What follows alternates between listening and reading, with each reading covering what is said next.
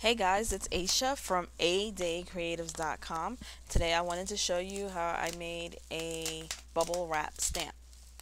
Bubble wrap stamps are great for creating texture on cards or layouts or any sort of project that you would care to stamp on.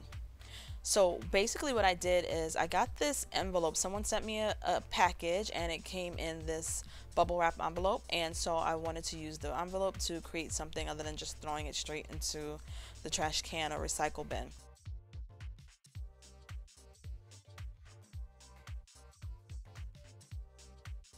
So I used my razor blade and I cut a couple of squares out of the plastic, and as you can see I'm pulling off that top layer. So the top layer is revealing the bubbles on top. So if you know how bubble wrap is made, it's like a sheet of the bubbles and then there's usually a plastic sheet that goes over those bubbles. So this first way that I'm doing it, I'm actually revealing those bubbles, and that'll be the stamping surface. Now of course you could just cut bubble wrap out and use it to stamp with just as is, and eventually it'll get flat and you can just get rid of it and get a fresh piece. But I wanted to make something that would last for a while, and so I decided to do my stamps in this way and mount them onto some foam.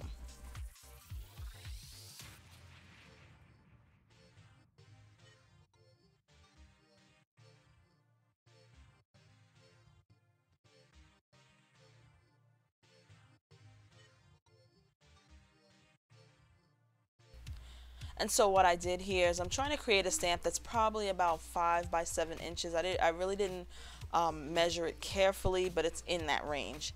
And so what I'm doing here is just cutting a piece of the foam and just lining it up with the bubble wrap, making sure that it would fit on top of, that it would cover the whole surface.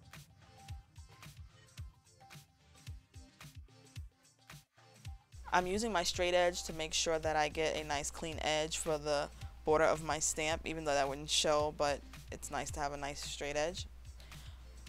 And then to adhere the bubble wrap onto the foam, I'm going to use the Aleene's Tack It Over and Over glue. It's a liquid repositionable glue. It's one of my favorite glues to use because I think that it's very versatile and you can use it on a lot of different types of projects and applications. So here I'm just spreading it over the foam, and I'll make sure I get a nice thin even coat, or it's not so thin, but a nice even coat over the whole surface, and I'm going to do that for both the foam and for the bubble wrap. And I'm applying the bubble wrap to the, I guess it would be considered the smooth side of the bubble wrap, because again I want the bubbles to be actually on top. Now that I have both surfaces covered, basically what I'll do is I'm going to let it sit for probably maybe an hour or so, and it needs to be tacky to touch. As you can see, it's sticking to my hand. Once it's tacky on both sides, I just simply lay the bubble wrap onto the foam, making sure to get it as flat as possible. Although I guess maybe a few wrinkles might even help to add the texture, but I wanted it to be flat as possible.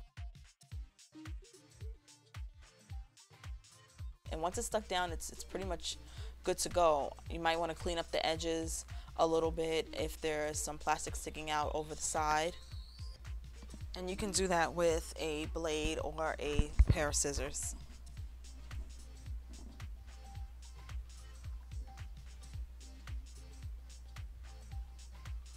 And those little pieces of paper will eventually come off in the stamping process.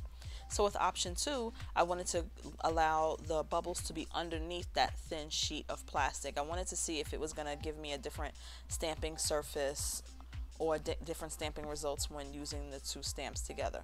So with this one, I just cut out the square from the envelope. I left the backing paper on completely, and I just applied the repositionable adhesive to both surfaces just like I did with the first stamp, allowed it to dry so it got tacky to touch, and then I glued it down to the foam. So now here I have my two stamps. As you can see, one is larger than the other, and so the only thing I needed to do now is just test it and see if there's any difference between the stamping results of the two methods.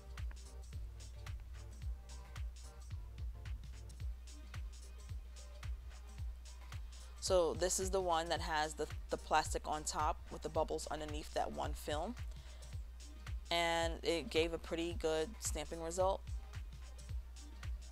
The bubbles are pretty defined.